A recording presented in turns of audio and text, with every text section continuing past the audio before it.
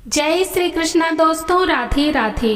दोस्तों, आज की यह वीडियो और कही गई कहानी बहुत ही मार्मिक और बहुत ही ज्ञानवर्धक है, क्योंकि आज की इस वीडियो में आप जानेंगे भीष्म पितामह से पूछे गए अर्जुन के 3 सवाल। मनुष्य में कौन सा गुण हमेशा विद्यमान रहना चाहिए? मनुष्य को विपत्ति में पड़ने पर क्या करना चाहिए? समाज में भला व्यक्ति कौन माना जाता है? इन तीनों सवालों के जवाब हम आपको अवश्य बताएंगे, परंतु उसके पहले हम आपको एक कहानी सुनाना चाहते हैं, क्योंकि कहानी सुनने के बाद तीनों प्रश्नों के जवाबों को समझना आपके लिए आसान हो जाएगा। तो चलिए शुरू करते हैं। एक बार एक बूढ़ा किसान अपने ससुराल से पैदल ही वापस लौट रहा था। जब किसान पैदल ही अपने गांव की ओर जा रहा था तो रास्ते में एक सुंदर नौजवान यात्री उनके साथ और लग गया। वो भी अपने गांव जा रहा था। चलते चलते उससे बातें होने लगी। वो लड़का अविवाहित था। उसके रंग रूप और कद काठी को देखकर बूढ़ा किसान बहुत खुश हुआ।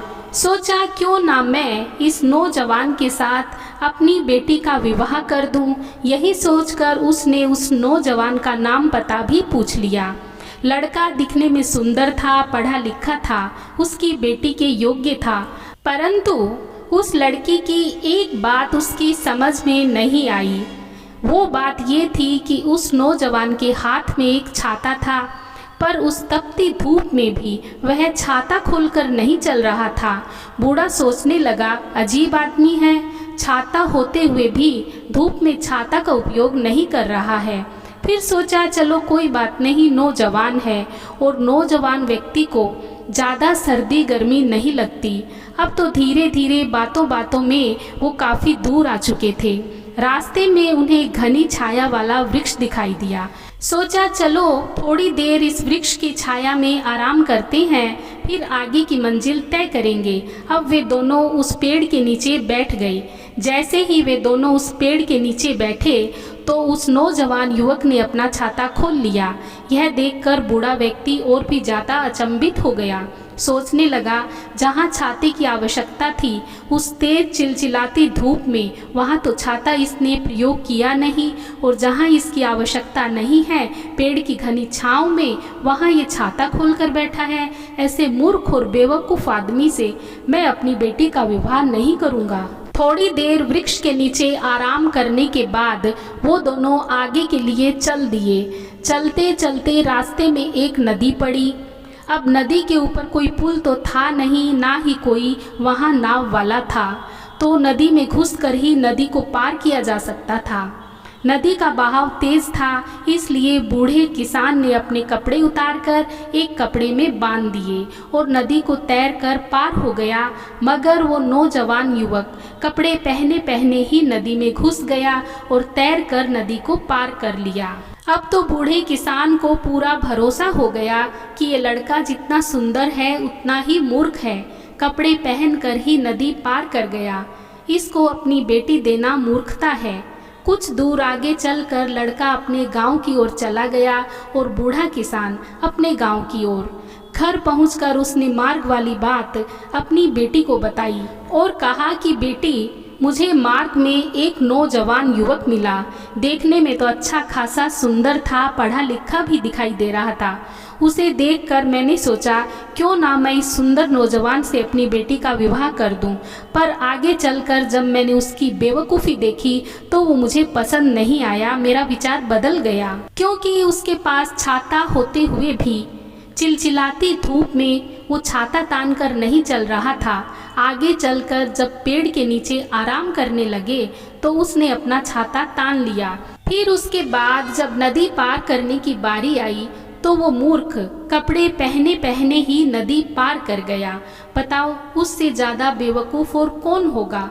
ऐसे व्यक्ति के साथ मैं तुम्हारा विवाह कैसे कर दूं? लड़के ने पूछा, पिताजी, आप जिस नदी से उतर कर आए हो, क्या वह नदी तेज बह रही थी?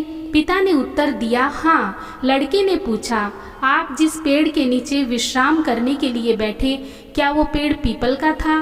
पिता ने कहा, हाँ। लड़की ने कहा, पिताजी, तब तो जरूर उसके हाथ में काले रंग का छाता होगा। पिता ने कहा हाँ। लड़की बोली पिताजी वो लड़का बेवकूफ़ नहीं था बल्कि बहुत बुद्धिमान था, आप उसको समझ ही नहीं पाए। वो नौजवान युवक दूर तक के परिणाम को सोचने वाला था। जो व्यक्ति दूर तक की सोच रखता है वो कभी धोखा नहीं खा सकता। बेटी की बातें सुनकर किसान बोला, बेटी तुमने उसमें क्या बुद्धिमानी देख ली, उसकी हरकतों से तो वो मुझे पागल ही लग रहा था। बेटी बोली पिताश्री सुनो, वो लड़का धूप में छाता तान कर इसलिए नहीं चल रहा था क्योंकि काला कपड़ा अधिक गर्मी उत्पन्न करता है। काला रंग सूर्य की तपन को अधिक एकत्रित करता है। काले रंग के वस्त्र गर्मी के मौसम में और अधिक गर्म हो जाते हैं, उनसे गर्मी ज़्यादा लगने लगती है। यही सोचकर उस नौजवान व्यक्ति ने छाता नहीं खोला। वृक्ष के नीचे वो नौजवान युवक इसलिए छाता तान कर बैठा था क्योंकि पीपल के वृक्ष के नीचे गहरी छाया रहती है, जिसके कारण उस पेड़ पर अधिक पक्षी रहते हैं। कहीं कोई मल ना कर दे इसलिए वह छाता तान कर वृक्ष के नीचे बैठा था।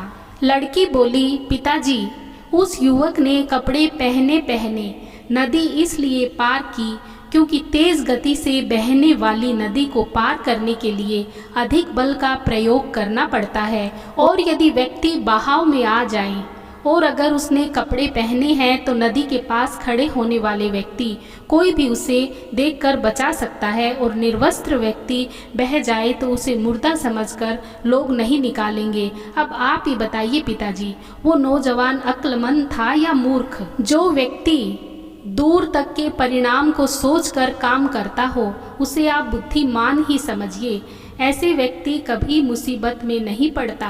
एक बार अर्जुन ने भीष्म पितामह से प्रश्न किया कि हे पितामह, मनुष्य में कौन सा गुण हमेशा विद्यमान रहना चाहिए? भीष्म पितामह बोले, हे पुत्र, मनुष्य को कभी अदूरदर्शी नहीं होना चाहिए, और अदूरदर्शी वो होता है जो कभी आगे की नहीं सोचता और तुरंत ही सोचकर कार्य कर डालता है।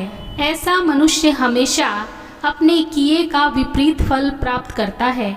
ऐसे लोग तुरंत का सुख देखकर उतावले हो जाते हैं। जल्दबाजी में वे कोई विचार नहीं करते और अतिशीघ्र उन्हें विपत्ति घेर लेती है।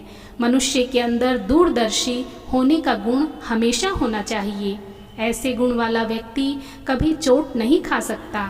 कभी कभी हमारे जीवन में आकस्मिक घटनाएं घट जाती हैं जिसके कारण धन और प्राणों का संकट खड़ा हो जाता है।